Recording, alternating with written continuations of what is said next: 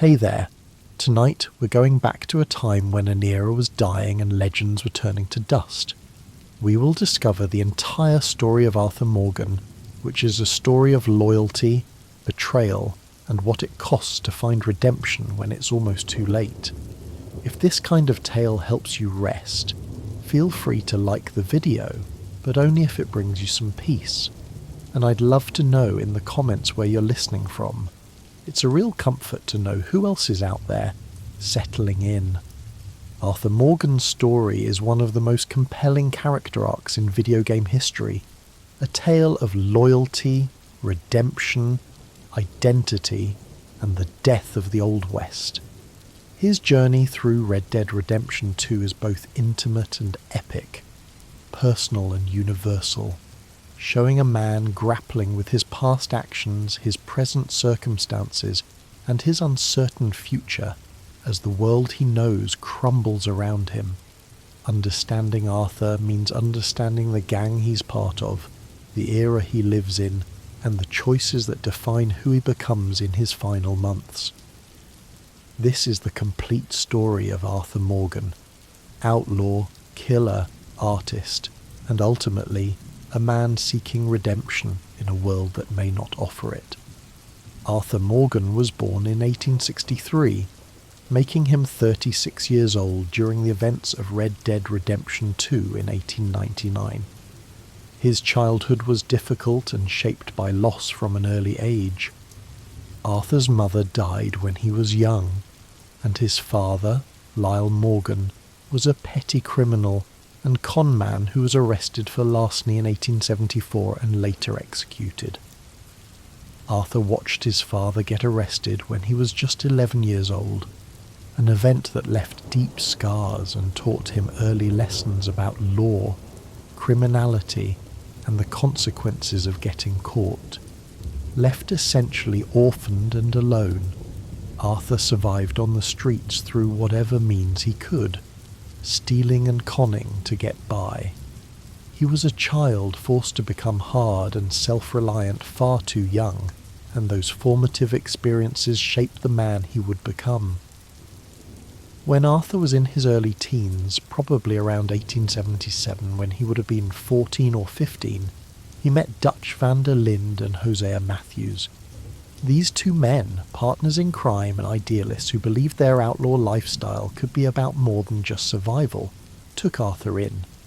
They didn't just use him or exploit him as another criminal might have.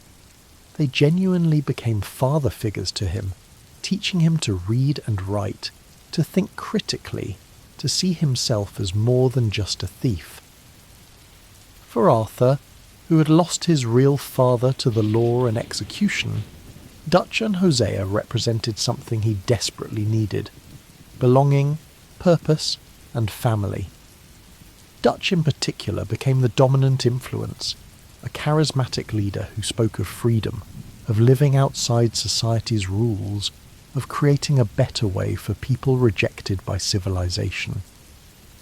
Arthur absorbed these ideas and dedicated himself completely to Dutch and to the gang that grew around them. Arthur wasn't just a member of the Van der Linde gang, he was one of its foundational pillars. Along with John Marston, who joined several years after Arthur, he became Dutch's most trusted enforcer, the man who handled the dangerous jobs, the robberies, the collections, the violence that kept the gang fed and protected. Arthur was good at this work, not because he enjoyed killing or hurting people, but because he was pragmatic, skilled, and utterly loyal to Dutch and the gang's survival. He developed a reputation as one of the most dangerous men in the gang, someone who could be counted on to get things done no matter how difficult or bloody. But Arthur was never just a blunt instrument. He had intelligence and cunning that complemented his physical prowess, making him invaluable to Dutch's schemes. During the gang's earlier years, probably in the early 1880s, Arthur fell in love with a woman named Mary Gillis, who later became Mary Linton after marrying another man. Arthur and Mary's relationship was passionate but troubled from the start. complicated by the fact that Mary's family, particularly her father, despised Arthur and everything he represented. They saw him as beneath Mary, as a criminal who would drag her down, and they fought against the relationship constantly. Arthur loved Mary deeply, and seems to have wanted to build a legitimate life with her, but he was unwilling or unable to leave the gang and the only family he'd known. The relationship eventually ended, with Mary choosing security and respectability over the uncertain life Arthur offered. This loss stayed with Arthur for years, becoming one of his deepest regrets and a source of ongoing pain. Arthur also had a son, Isaac, with a woman named Eliza. The exact timeline is unclear, but this relationship probably occurred in the mid to late 1880s. Unlike with Mary, Arthur seems to have maintained some connection with Eliza and Isaac, visiting them when he could and providing money to support them. Arthur cared deeply for his son and apparently saw in that relationship the possibility of a different kind of life, one where he could be a father rather than just an outlaw. But Arthur's commitment to the gang and to Dutch's plans always pulled him away, preventing him from being the present father Isaac needed. The relationship ended in tragedy when Arthur arrived one day to find that Eliza and Isaac had been killed by robbers looking for money. Arthur blamed himself for their deaths, believing that if he'd been there or if he'd made different choices, he could have protected them. The loss of his son became Arthur's deepest wound, a failure that haunted him and shaped his interactions with other vulnerable people throughout the rest of his life. By 1899, when Red Dead Redemption 2 begins, Arthur has been with the gang for over 20 years. He's 36 years old, a senior member who's seen the gang through its best times and is now watching as things start to fall apart. The gang has grown larger over the years, adding members like John Marston and his family, Javier Escuella, Bill Williamson, Charles Smith, Sadie Adler, and many others.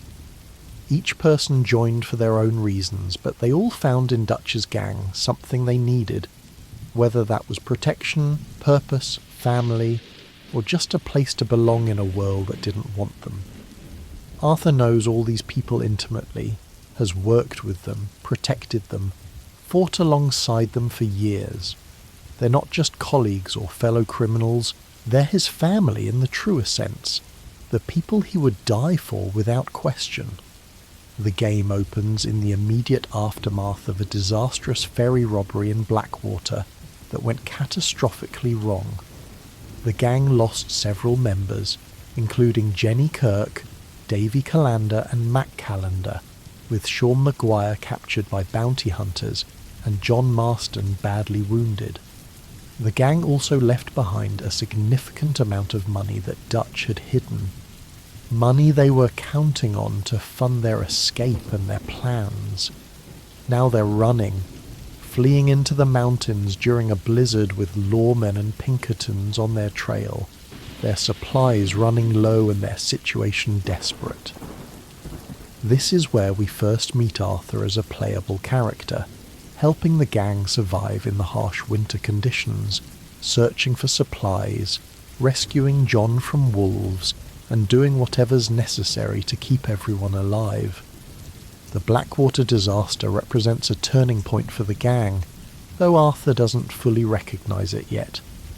Dutch has always been able to talk his way out of problems, to plan their next move, to keep everyone believing in his vision of ultimate freedom and prosperity. But Blackwater was different. It was sloppy and violent in ways that Dutch's jobs weren't supposed to be, and it left them in a much more precarious position than they'd faced before. The law isn't just local sheriffs anymore. The Pinkertons are involved, which means the federal government wants them. The gang can't just rob a train and disappear into the wilderness like they used to. They're being hunted by people with resources and determination that match or exceed their own. Arthur remains loyal through all of this, trusting that Dutch will figure something out, that they'll get through this crisis like they've gotten through others. When they finally escape the mountains and descend into the Heartlands region, making camp at Horseshoe Overlook near Valentine, Arthur throws himself into work. He goes on jobs with various gang members, robs homesteads and coaches, helps gather supplies, and begins scouting opportunities for bigger scores. He works with Hosea to scout out a potential bank robbery in Valentine.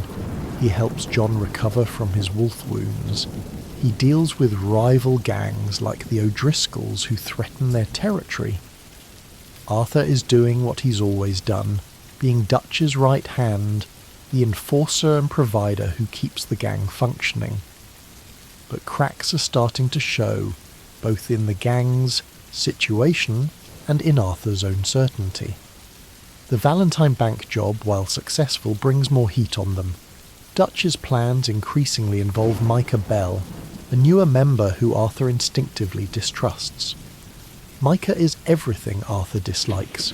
He's cruel without purpose, reckless in ways that endanger others, and obsequious toward Dutch in ways that feel manipulative. Arthur sees Micah as a snake, someone who will cause problems, but Dutch seems drawn to Micah's boldness and his willingness to tell Dutch what he wants to hear. This creates tension, as Arthur watches Dutch increasingly listen to Micah over Hosea, whose cautious wisdom has always balanced Dutch's ambitious impulses. The gang moves to Clemens Point near Rhodes, hoping the new location will give them breathing room and opportunities. In Rhodes, they get drawn into a conflict between two feuding families, the Greys and the Braithwaites, attempting to play both sides for profit. Dutch sees this as an opportunity to make easy money by working for both families while they destroy each other, but the plan is complicated from the start. The families are more cunning than Dutch anticipated, and the situation spirals into violence and betrayal. Sean Maguire, rescued from bounty hunters earlier, is killed during a shootout in Rhodes, shot in the head suddenly and shockingly. This death hits Arthur hard, as Sean was young and optimistic, someone who still believed in the gang's future. His death is the first of many that will come, and it marks the beginning of Arthur's growing awareness that the gang is on a trajectory toward destruction.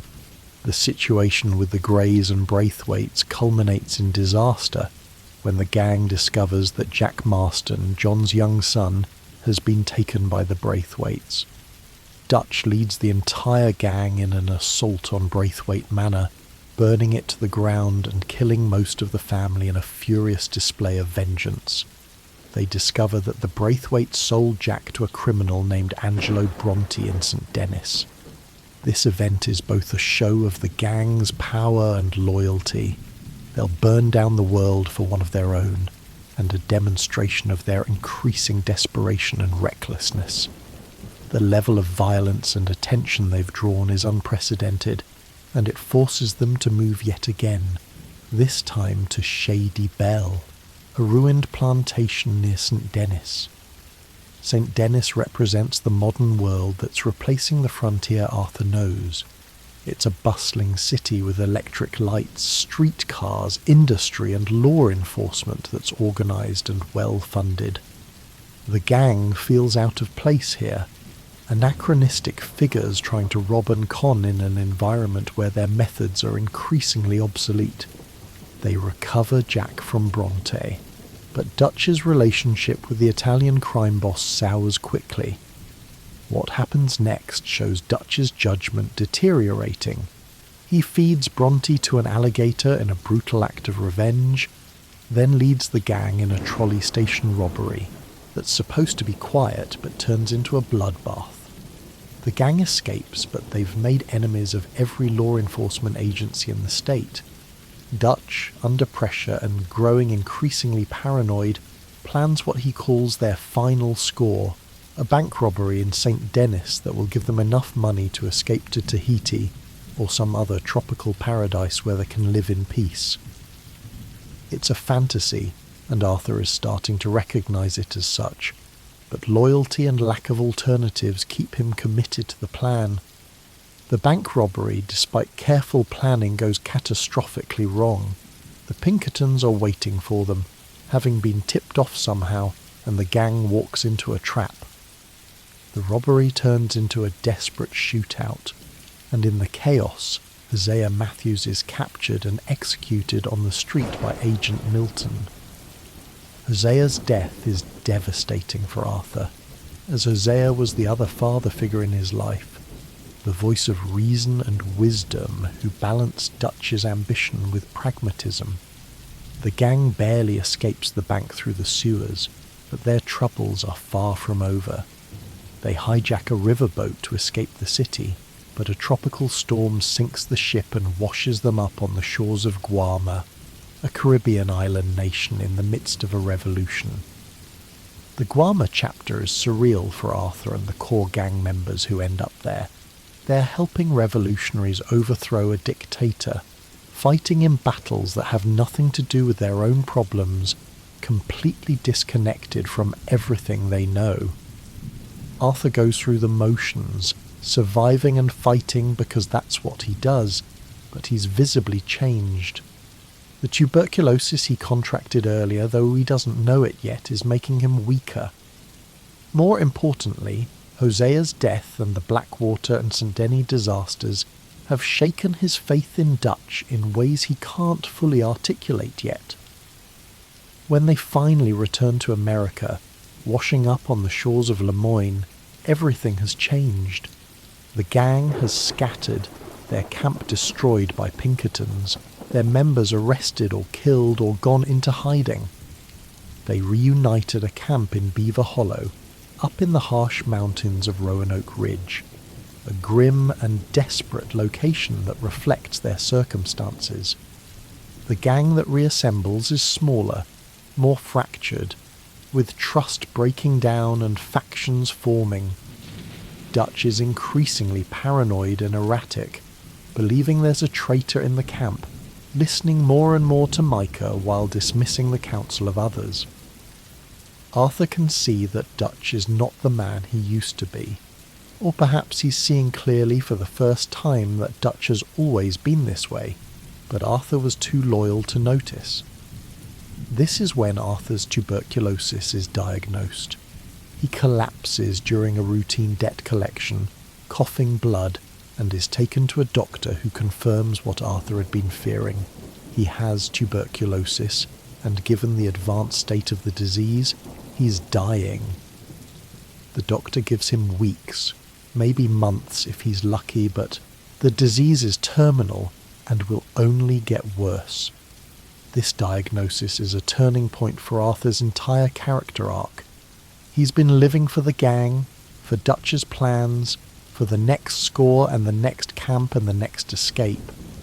But now he has a deadline, a definite end to his story, and it forces him to confront questions he's avoided his entire adult life about who he is, what he's done, and what kind of man he wants to be in the time he has left. Arthur's illness changes how he sees everything.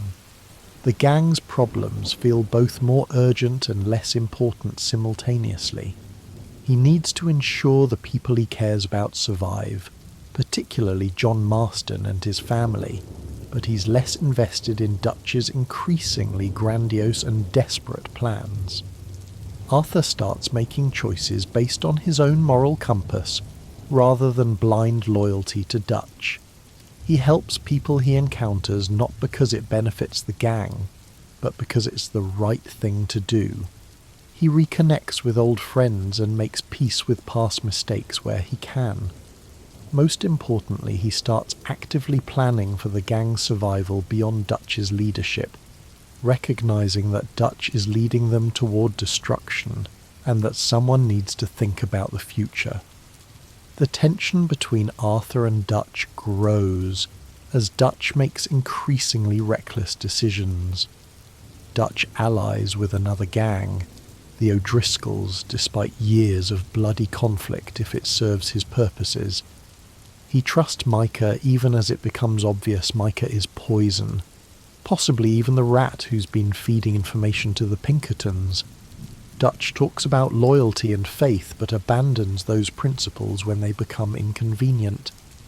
He leaves Arthur to die during a failed oil deal. He sides with Micah over Arthur in disputes. He manipulates people by appealing to their loyalty while showing none himself. Arthur watches the man he viewed as a father reveal himself as a narcissist, more concerned with his own legend than with the people who followed him for decades. The final sequence of missions shows everything collapsing. The gang plans one more train robbery, needing money because Dutch insists they need just one more score, despite having already missed multiple opportunities to escape. The robbery is a setup, an army ambush that nearly kills them all. During the chaos, John is captured. Dutch, instead of immediately planning a rescue like he would have in the past, hesitates and makes excuses. This is the final betrayal for Arthur, the moment when he fully accepts that Dutch has changed, or that he never really was who Arthur thought he was. Arthur determines to rescue John with or without Dutch's blessing, recognizing that loyalty needs to flow both ways, and that Dutch has broken the bond that held the gang together. Arthur's confrontation with Dutch over loyalty and the gang's direction brings everything to a head. Arthur calls out Dutch's hypocrisy, his manipulation, his willingness to sacrifice anyone for his own ego and plans. Micah, who's been working to turn Dutch against Arthur, openly takes Dutch's side. The gang splits completely, with some members supporting Arthur, others staying with Dutch, and still others simply fleeing. Arthur knows he's dying, knows he has limited time left, and he focuses everything on ensuring John and his family escape, seeing in them the possibility for a better future that he'll never have. Arthur helps John, Abigail, and Jack prepare to leave. He gives John money, provides him with information and resources, tells him to run and never look back, to be the father and husband that Arthur never got to be. This is Arthur seeking redemption through John, trying to ensure that at least someone he cares about gets the life that he and others sacrificed for. Arthur also makes peace with various people in his life.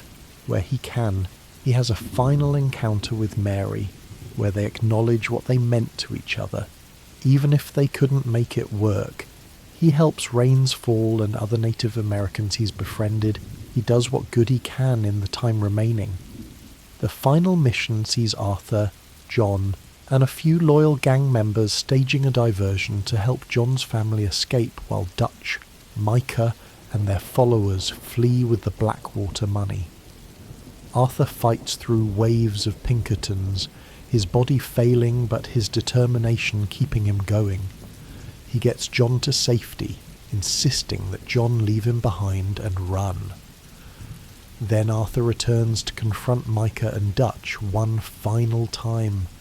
The exact details of this final confrontation vary based on player choices, whether you played Arthur as honourable or dishonourable throughout the game, but the core elements remain the same. Arthur confronts Micah on a mountainside, the two of them finally settling their hatred through violence. Dutch arrives, and for a moment it seems like he might help Arthur, might recognise that Micah is the real traitor, and that Arthur has always been loyal. But Dutch is too far gone, too committed to his own narrative, or too conflicted to act.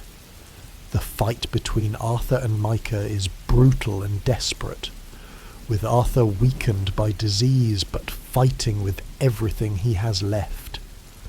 In high honour playthroughs, Arthur fights Micah to a standstill before his tuberculosis overwhelms him. He crawls to a rock overlooking the mountains, and as the sun rises he dies peacefully, having ensured John's escape and achieved a measure of redemption for his violent life. In low honour playthroughs, Micah shoots Arthur in the head as Dutch watches, uglier death for an Arthur who never found redemption. Arthur's death is the end of his personal story, but not the end of his impact. Everything John does in the years that follow, settling down, building his ranch, trying to be a good father and husband, happens because Arthur made it possible. Arthur's sacrifice and his final words encouraging John to run and never look back give John the chance Arthur never had. The journal Arthur kept throughout the game, full of his thoughts, observations and surprisingly skilled drawings, survives and serves as a record of who he was beyond just his actions. The people he helped remember him, the Native Americans he supported, the individuals he showed mercy to, the gang members he tried to save. Arthur Morgan was a complicated man, capable of great violence and surprising gentleness, fiercely loyal but eventually able to see when that loyalty was misplaced, tough and pragmatic but also artistic and thoughtful. His journal reveals depths that his gruff exterior hides, showing someone who thought carefully about morality, justice, nature, and human nature, even as he lived a life that seemed to contradict those reflections. He drew pictures of animals and plants and people, capturing beauty even while participating in ugliness. He had opinions about art and music and culture, showing education and refinement that his background shouldn't have provided. These contradictions make Arthur feel real rather than just being a video game protagonist. The tragedy of Arthur's life is that he spent it in service to a dream that was always doomed. Dutch's vision of freedom and escape from civilization's rules was appealing, especially to people like Arthur who'd been rejected or victimized by that civilization. But the vision was never realistic. You can't rob and kill and expect to eventually settle down peacefully. The law was always going to catch up. Society was always going to close in. The frontier was always going to be settled and civilized. Dutch either didn't see this or refused to acknowledge it, becoming increasingly desperate and delusional as the reality became undeniable. Arthur spent 20-plus years believing in Dutch's vision, sacrificing relationships and opportunities and his own chance at a legitimate life because he thought the gang and Dutch's plans were worth more. The question of when Arthur started doubting Dutch is interesting. There are hints throughout the game that Arthur has always had reservations, has always seen Dutch's flaws even while remaining loyal. Arthur's journal entries from early in the game show him questioning Dutch's judgment, worrying about the gang's direction, recognizing that some of Dutch's plans don't make sense. But loyalty, habit, lack of alternatives, and genuine love for the man who raised him kept Arthur committed despite doubts. The events of 1899, the escalating disasters and Dutch's increasingly erratic behaviour forced Arthur to confront what he'd perhaps always known, that Dutch's dream was a fantasy, and following him meant dying for nothing. Arthur's relationship with the various gang members reveals different aspects of his character.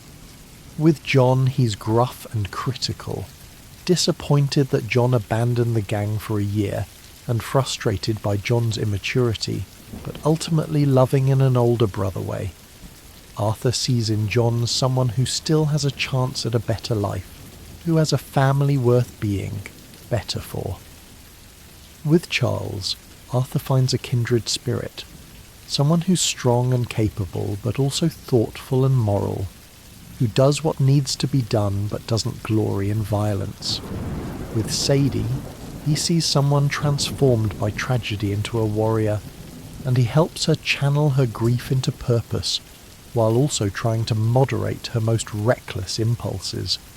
With the women of the camp, particularly Abigail and Tilly and Mary Beth, Arthur is respectful and protective, showing the gentleness that he often hides behind gruffness. Arthur's interactions with strangers throughout the game show his moral complexity. He can help people or rob them, show mercy or be ruthless, and the game lets players define Arthur's character through these choices. But even in low honour playthroughs where Arthur does terrible things, the core of his character remains. He's doing what he thinks he has to do for the gang's survival, and he's struggling with the contradiction between his actions and his conscience. The high honour playthrough feels more authentic to who Arthur is though, as he increasingly helps people, not because it benefits him, but because it's the right thing to do, and because he's trying to balance the scales before he dies. The themes of Arthur's story revolve around change, both personal and societal. America in 1899 is transitioning from the frontier era to the modern age, and people like Arthur and the Van der Linde gang are being left behind. They represent a way of life that's ending, for better or worse, and they're too set in their ways to adapt. Arthur's personal arc is about recognizing this and making peace with it, accepting that he can't stop change, but he can try to ensure that people he cares about survive the transition even if he doesn't.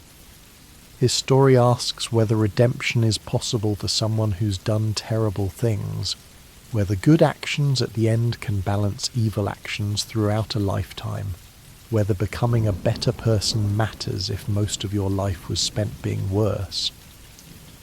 The game's answer, at least in the high honour path, seems to be that redemption is possible and meaningful even if it doesn't erase the past.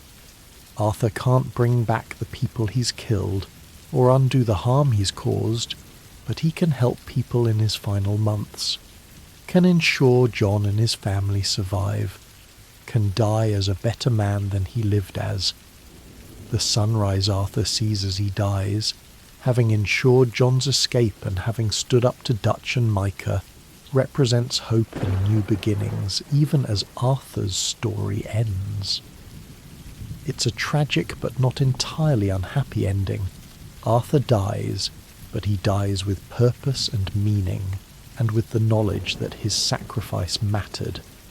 Arthur's artistic side, revealed through his journal and through optional interactions where he can sketch landscapes and animals, shows depth that purely violent characters lack. He sees beauty in the world even while being part of its ugliness. His drawings aren't sophisticated, but they're earnest and observant, showing someone paying attention to his surroundings and finding them worth documenting. The journal entries similarly reveal thoughtfulness. Arthur writes about the people he meets, the places he goes, the moral questions he grapples with. He's not just an enforcer following orders, he's someone thinking about right and wrong, about the gang's path, about his own complicity in Dutch's decisions. The tuberculosis diagnosis serves multiple narrative purposes. It gives Arthur's story a deadline, creating urgency and forcing him to prioritize what really matters. It's thematically appropriate. A disease associated with poverty and poor living conditions killing an outlaw who spent his life in camps and rough conditions. It's also somewhat poetic. Arthur's being killed by something invisible and inevitable, rather than by law or rival outlaws, reflecting how the world's changing in ways that make outlaws obsolete regardless of their skills. The disease also serves as a leveller, making Arthur vulnerable in ways he hasn't been, forcing him to rely on others and to accept that he can't solve every problem through strength and toughness. Arthur's masculinity is interesting in how the game presents it. He's tough and capable, skilled at violence and survival, traditionally masculine in obvious ways. But he's also emotional, artistic, nurturing toward those he cares about, willing to admit mistakes and change his mind. The game doesn't present these as contradictions, but as different aspects of the same person. Arthur can have a philosophical conversation about the meaning of life with the nun, then get in a brutal fistfight in a saloon, and both feel authentic to his character. This complexity makes him feel more real than characters who are just tough or just sensitive. The failed romance with Mary haunts Arthur throughout the game. She reaches out to him several times asking for help with her family problems, and Arthur helps despite the pain it causes him to see what could have been. Their final meeting, if Arthur visits her in the epilogue missions, is bittersweet. They clearly still love each other, but they've both moved on, and there's no path back to what they had. Mary asks Arthur to run away with her, to leave the gang and start over, and Arthur almost considers it before realizing he's too sick and too entangled in obligations to the people depending on him. The romance represents roads not taken, choices Arthur regrets but can't undo. The loss of his son Isaac affects how Arthur interacts with children and families throughout the game. He's protective of Jack Marston, invested in ensuring the boy has a better life than Arthur had. He helps other children he encounters, shows them kindness and patience even when he's gruff with adults. The loss also feeds his self-loathing and his sense that he doesn't deserve happiness or redemption. Arthur sees Isaac's death as punishment for his failures as a father and as evidence that he brings death and destruction to people who get close to him. This guilt drives some of his recklessness, his willingness to sacrifice himself for others, his belief that his life is less valuable than the lives of people who aren't outlaws. Arthur's relationship with Dutch is the emotional core of the story and the lens through which the game explores loyalty, manipulation, and the difficulty of seeing flaws in people we love. Dutch raised Arthur, taught him everything he knows, gave him purpose when he had none. That bond is deep and real, and breaking it requires Arthur to question everything about his life and identity. The game handles this brilliantly by making Dutch's decline gradual and showing Arthur's denial even as evidence mounts.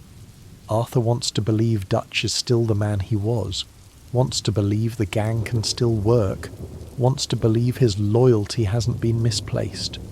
Accepting that Dutch has changed, or that Dutch was never who Arthur thought, means accepting that Arthur wasted his life on a lie.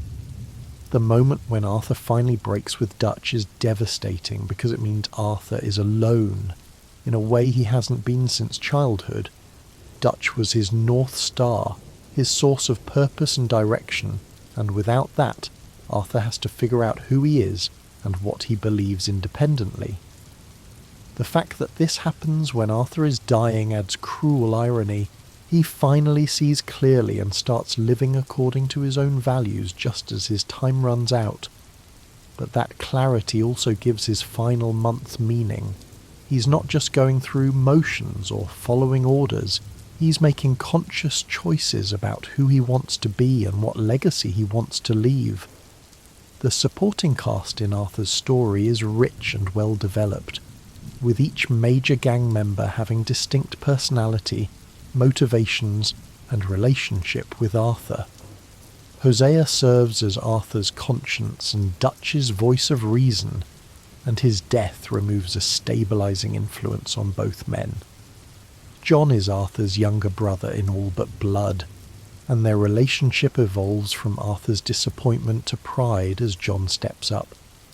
Micah is the antagonist whose manipulation and cruelty serve as contrast to Arthur's developing morality. Charles is the friend Arthur can respect and trust completely. Sadie is the widow who transforms into a warrior, mirroring Arthur's transformation in some ways. Each relationship adds dimension to Arthur and gives him reasons to care about outcomes beyond just his own survival. The game's open-world design supports Arthur's character development by giving players freedom to define him through optional content. The stranger missions let Arthur help people with problems ranging from mundane to bizarre, showing him engaging with the world beyond just gang business. The hunting and survival mechanics reinforce Arthur's connection to the natural world and his skills as a frontiersman. The camp interactions show Arthur's daily life with the gang, the conversations and chores and relationships that make these people family rather than just colleagues. All of this content is technically optional, but it enriches Arthur's character and makes the world feel lived in rather than just being a backdrop for main missions. Arthur's faith, or lack thereof, is explored through optional conversations with characters, including a nun he can meet in St. Denis and Reverend Swanson, the gang's alcoholic preacher trying to redeem himself. Arthur wrestles with questions about God, morality, justice, and whether his soul can be saved given what he's done. He doesn't reach definitive conclusions, which feels authentic. He's thinking about these questions without being preachy, or having the game tell players what to think. The conversations reveal that Arthur has thought deeply about morality throughout his life, that his actions and his conscience have often been in conflict, and that he's trying to make peace with himself and whatever might come after death. The honour system in the game mechanically reinforces Arthur's moral choices, with good actions raising honour and bad actions lowering it. This system affects how NPCs react to Arthur, what dialogue options are available, and ultimately what ending Arthur gets. High honour Arthur is greeted warmly by people, gets discounts at shops, and dies peacefully watching the sunrise. Low honour Arthur faces hostility, pays more for goods, and dies being shot by Micah. The system is a bit simplistic, boiling complex morality down to a meter, but it serves the narrative purpose of letting players define Arthur's character and seeing consequences for those choices. Arthur's awareness of his own mortality increases throughout the game, starting even before his diagnosis with comments about the gang's dwindling prospects and his own aging. After the diagnosis, this awareness becomes acute, colouring everything Arthur says and does. He talks about running out of time, about needing to ensure certain things are handled before he dies, about making peace and settling debts. The performance by Roger Clark captures this beautifully, with Arthur's voice becoming more laboured and resigned as the disease progresses, his coughing fits interrupting conversations, his fatigue visible in animation and delivery. Arthur is dying on screen, and the game doesn't shy away from showing the physical and emotional toll. The themes of nature versus civilization run throughout Arthur's story. The gang lives in camps, in the wilderness, as close to nature as people can get while still being part of human society. Arthur is comfortable in nature, skilled at hunting and tracking, able to survive in harsh conditions that would kill city dwellers. But civilization is encroaching, represented by St. Denis and by industrialization, and by law enforcement that's organised and well-funded. Arthur can see that the natural world he's comfortable in is being destroyed and controlled, turned into something that won't support the lifestyle he knows. The gang's final camp in Beaver Hollow is grim and harsh, nature becoming hostile rather than nurturing, reflecting their desperate circumstances. Arthur's death, whether peaceful or violent depending on honour level, is the culmination of his character arc and his story's themes. He's achieved redemption by ensuring John escapes, and by standing up to Dutch and Micah even when it costs him everything. He's accepted that he can't change the past, but he can influence the future through his choices in the present. He's broken free of Dutch's manipulation and thought for himself, become his own man in his final months, even though it took his entire life to get there. His death is tragic because he dies young and violently, having lived a hard life that led to a hard death. But it's also peaceful in its way, especially in the high honour ending, because Arthur dies knowing he did what he could with the time he had, that he helped the people who mattered to him, that he became a better man than he was. The epilogue, where players control John Marston in the years after Arthur's death, shows Arthur's lasting impact. John builds a ranch and a legitimate life because Arthur made it possible and encouraged him to do it. John names his ranch Beecher's Hope, after a conversation with Arthur about hoping for better. The money John uses comes partly from what Arthur provided. When John faces his own demons and makes his own choices about violence and revenge, Arthur's voice and example influence him. Arthur's journal, which John presumably recovers at some point, serves as a record of who Arthur was. Arthur's sacrifice and the future he envisioned for John become real, giving his death meaning beyond just ending the story. Arthur Morgan is often cited as one of the best video game protagonists ever created, and it's because of this combination of factors. He's written with depth and complexity, showing contradictions and growth that feel authentic. He's performed brilliantly by Roger Clark, who brings warmth, humour, pain, and dignity to the character. He's integrated into the game mechanics in ways that make playing as Arthur feel meaningful, with honour systems and journal entries and character interactions all reinforcing who he is. His story has a clear arc from loyal outlaw to questioning rebel to redemptive sacrifice, with each stage feeling earned and emotionally resonant. And his death provides closure and meaning to the story without feeling cheap or manipulative. It's the natural end of his arc, and the necessary sacrifice for others to have better futures. The comparison between Arthur and John Marston, the protagonist of the first Red Dead Redemption, is interesting because they're similar in many ways but different in crucial aspects. Both are outlaws trying to find redemption. Both are caught between loyalty to their past and hope for their future. Both are skilled gunmen who are also thoughtful and complex people. But Arthur is more tragic because he runs out of time before he can build the life he wants, while John gets years of relative peace before his past catches up to him. Arthur is also more introspective and philosophical than John, more comfortable expressing emotion and uncertainty, less concerned with maintaining a tough guy exterior. John is the beneficiary of Arthur's sacrifice, getting the chance Arthur never had because Arthur ensured he would have it.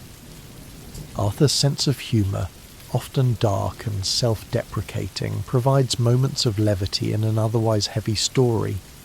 He makes jokes about their situation, mocks pompous people, teases his friends affectionately.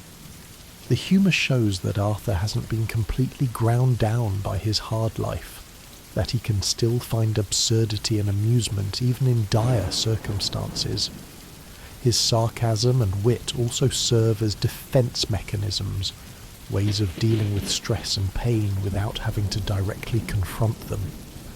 The contrast between Arthur's humour and his deeper pain makes both more effective, showing a fully rounded person rather than just a tragic figure or a tough gunslinger.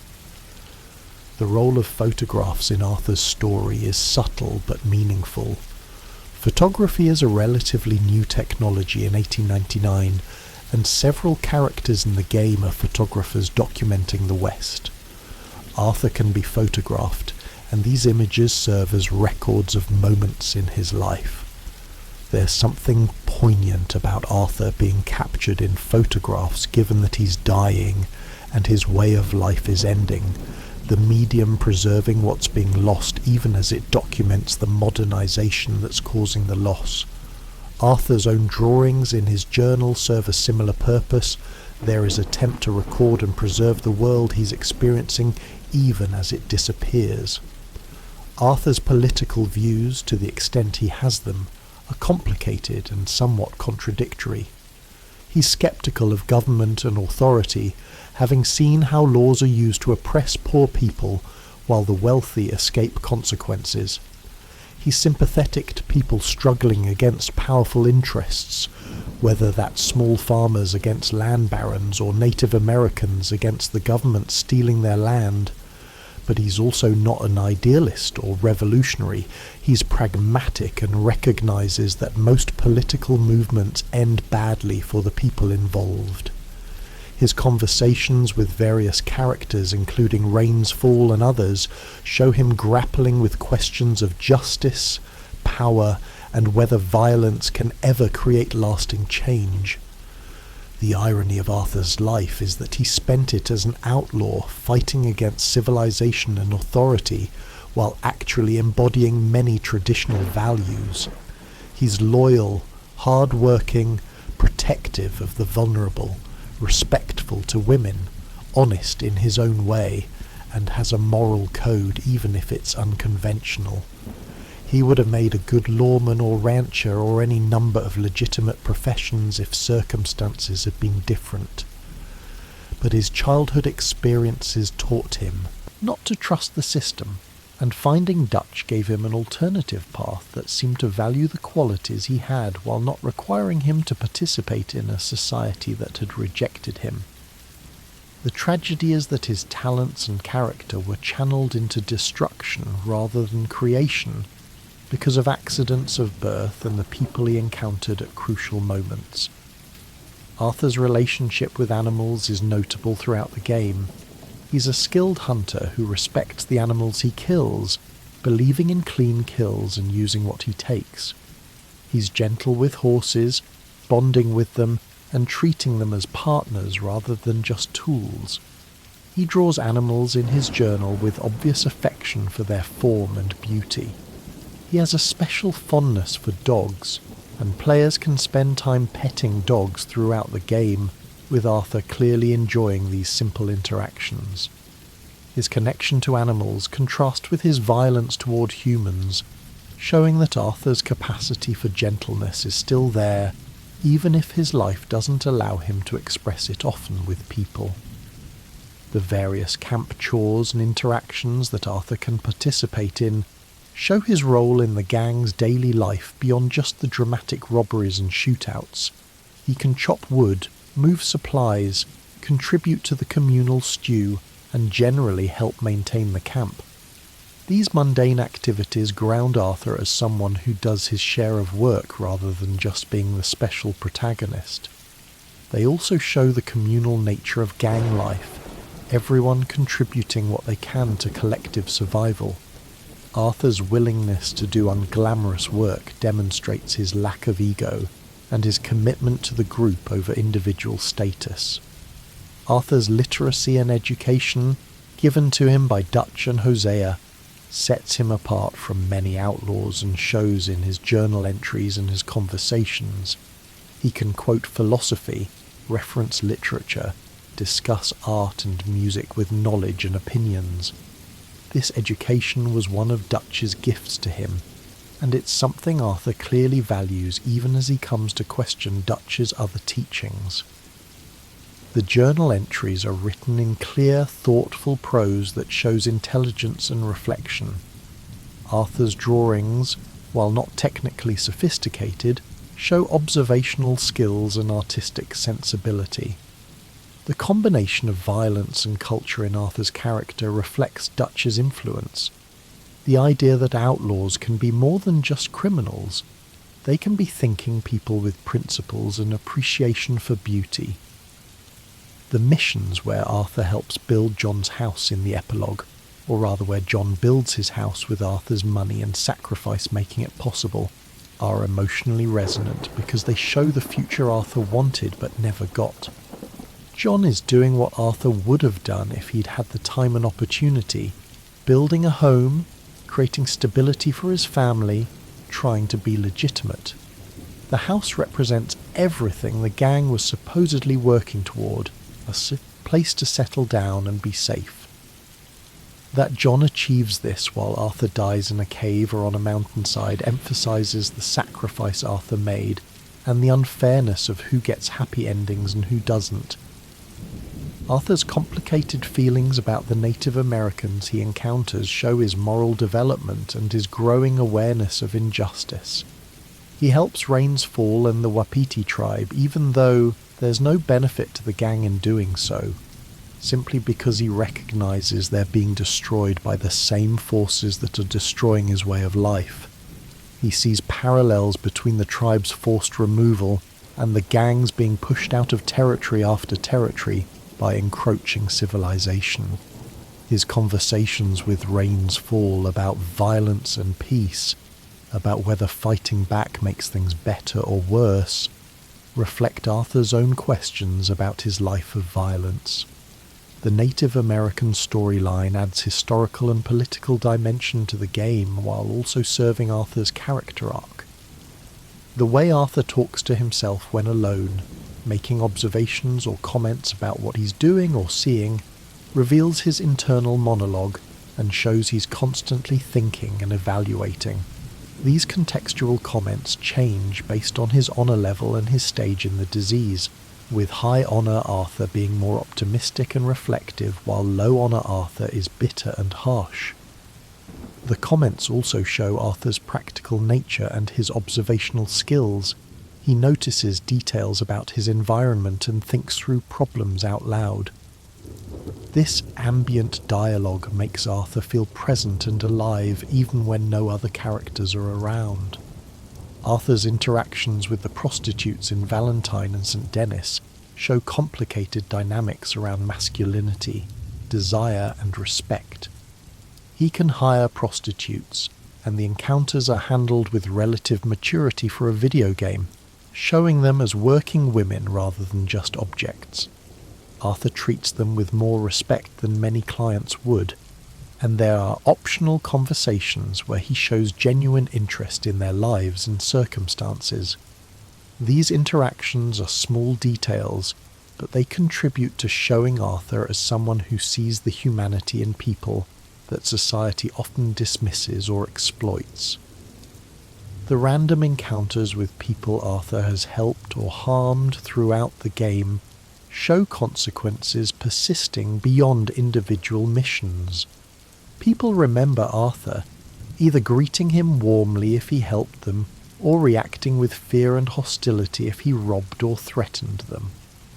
This reactivity makes Arthur's choices feel meaningful, and shows that he's making an impact on the world beyond just the main story. The encounters also create emergent narratives, where Arthur's story is partly defined by how players choose to interact with the world beyond structured missions. Arthur's dreams and the surreal encounters he has, particularly after being sick or injured, reveal his subconscious fears and desires. He dreams of deer or wolves, depending on his honour level, animals that represent different aspects of his nature. These dream sequences are brief but memorable, showing Arthur's internal state through symbolism rather than explicit dialogue. The game trusts players to interpret these moments and find meaning in them rather than over-explaining what they represent. The contrast between Arthur's capable competence at violence and survival versus his vulnerability to disease and emotional pain creates interesting tension. He can fight off multiple attackers, survive in harsh wilderness, endure terrible injuries, but he can't fight off tuberculosis or emotional suffering. The game shows that being tough and skilled doesn't make someone invulnerable to everything, that some threats can't be shot or punched, that emotional and existential struggles are as real as physical ones, even for someone as seemingly strong as Arthur. Arthur's legacy is felt not just by John, but by everyone who knew him. The gang members who survive remember him. References to Arthur appear in the first Red Dead Redemption game in subtle ways for players who know to look for them. The impact Arthur had on individual lives, the people he helped in stranger missions, presumably continues beyond his death even if we don't see it directly. His journal survives as a record of his thoughts and observations, a piece of Arthur that persists even after his death. The graves where Arthur can be buried, visited by players controlling John in the epilogue, become pilgrimage sites for players wanting to pay respect to a character they grew to love. The music associated with Arthur particularly That's the Way It Is, which plays during his final ride to confront Micah and Dutch, has become iconic and emotionally associated with his character. The song's lyrics about things not being easy and having to hold on capture Arthur's struggle throughout the game. The musical choices throughout the game support Arthur's story, with quieter moments featuring ambient sounds and contemplative music, while action sequences have driving, tense scores. The final songs as Arthur rides toward his death are deliberately chosen to create specific emotional responses, and they succeed in making those moments feel significant and cathartic. Arthur's relationship with Dutch's philosophy of freedom and living outside society's rules is something he genuinely believed in for most of his life. The appeal of Dutch's ideas wasn't just rationalization for criminality, it was a legitimate alternative vision of how to live. For people rejected by or exploited by society, the idea of creating your own community with its own values has real appeal. Arthur wanted to believe that the gang represented something better than mainstream society, that they took care of each other in ways that civilized people didn't. The tragedy is realizing that Dutch's vision was always flawed, that the gang was never really more moral than society at large, that they've hurt as many innocent people as any corrupt institution they criticized. The moment when Arthur looks at himself in the mirror after being diagnosed and sees how sick he looks is crushing because it shows Arthur confronting his mortality visually. Throughout the game, Arthur's appearance deteriorates. He becomes thinner, more haggard, visibly ill. The mirror moment forces him to acknowledge what he's been trying to ignore, that he's dying and time is running out. This physical deterioration is rendered impressively by the game engine, with Arthur's character model actually changing throughout the story, rather than just having dialogue reference his illness. The visual storytelling reinforces the narrative stakes. Arthur's final words to Dutch and Micah, particularly in the high honour ending where he tells Dutch, "I gave you all I had, I did before dying," are heartbreaking because they capture Arthur's whole arc. He's not angry or vengeful in that moment, just sad and disappointed that his loyalty and sacrifice weren't enough, that Dutch couldn't be who Arthur needed him to be. The line acknowledges that Arthur gave everything to Dutch and the gang, his whole adult life and ultimately his life itself, and it was all for nothing because Dutch couldn't appreciate or honour that sacrifice. It's a devastating epitaph for a wasted life that found redemption only at the end. The different ways players can play Arthur, from honourable to villainous, reflect the game's themes about choice and identity. Arthur has the capacity for both good and evil, for compassion and cruelty, and players determine which side wins out. The game's story works with both approaches. An honourable Arthur finding redemption feels uplifting and meaningful. A dishonourable Arthur dying unredeemed feels tragic and dark. Both are valid interpretations of the character and both tell coherent stories. This flexibility makes Arthur feel more real. He's not predetermined to be good or bad. His choices actually matter in defining who he is. Arthur's skepticism toward Dutch's increasingly grandiose plans shows his practical nature, and his growing awareness that Dutch has lost touch with reality. When Dutch talks about Tahiti and mangoes and one more big score, Arthur can see these are fantasies rather than actual plans.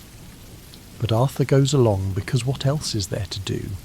Because the gang is his family, and abandoning them isn't really an option until he has concrete alternatives to offer.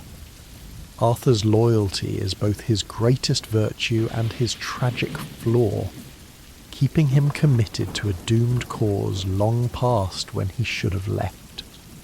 The transformation of Arthur from unquestioning loyalist to independent thinker, parallels the broader theme of the West transitioning from lawless frontier to organised society.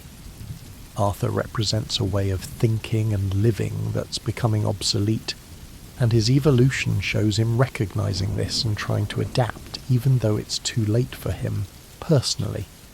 His encouragement of John to be better, to take the chance to live legitimately, shows Arthur accepting that the future belongs to people who can change, rather than people like him who are too set in their ways. Arthur's story raises questions about whether people can truly change, and whether redemption is possible for those who have done terrible things. The game's answer seems to be yes, but with caveats. You can become better, but you can't erase the past. Good actions at the end don't cancel evil actions throughout life, but they still matter. Becoming a better person is worthwhile even if you don't get rewarded for it. Arthur's redemption is internal, about who he becomes rather than about external validation or reward.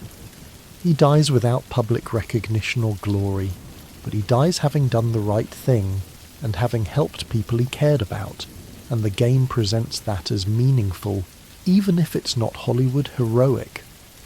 The epilogue's revelation that Micah was the rat who betrayed the gang to the Pinkertons vindicates Arthur's distrust of him, and makes Arthur's final confrontation with Micah more satisfying.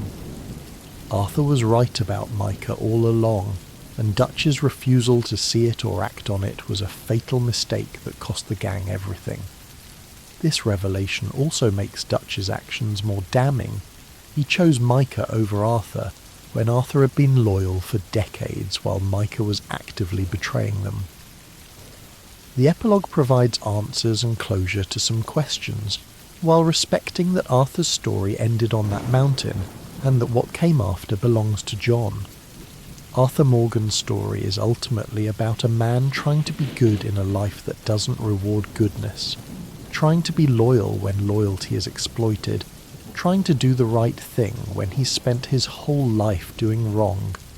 He's a killer and a thief who's also capable of profound kindness and sacrifice. He's tough and dangerous, but also sensitive and thoughtful. He's a product of his time and his circumstances, but also someone who transcends those limitations through his choices in his final months. His story is tragic because he dies young, having wasted most of his life on Dutch's false promises, but it's also hopeful because he does achieve redemption and make a positive difference in the lives of people he cares about. The completeness of Arthur's character arc, from introduction as Dutch's loyal enforcer, through doubt and diagnosis to final sacrifice and death, makes him one of gaming's most fully realised protagonists. Every element of his story serves his character development. Every mission and interaction reveals something about who he is or who he's becoming. The performance, writing, and player agency all combine to create someone who feels like a real person rather than just a video game character. Players invest emotionally in Arthur because he's written and presented in ways that create genuine connection, and his death hits hard because by that point you've spent 60 plus hours with him and come to care about his fate. Arthur's influence on video game storytelling will likely be felt for years to come. He's raised the bar for what video game protagonists can be, showing that you can have a character who's morally complex and emotionally vulnerable, while still being a badass action hero. His story demonstrates that games can tell mature, thoughtful narratives about difficult themes without sacrificing entertainment value or gameplay quality. Arthur proves that players will invest in character-driven stories if those stories are well crafted and respect player intelligence. The fact that players can visit Arthur's grave in the epilogue and pay respects, and that many players do this emotional moment even though there's no gameplay reward for it, shows the emotional impact the character had. The grave becomes a memorial where players process their feelings about Arthur's death and the story's conclusion, Some players leave the grave with flowers from their inventory. Some just stand quietly for a moment. Some take screenshots to remember. These player-created rituals around Arthur's grave show how video games can create emotional experiences that rival any other medium.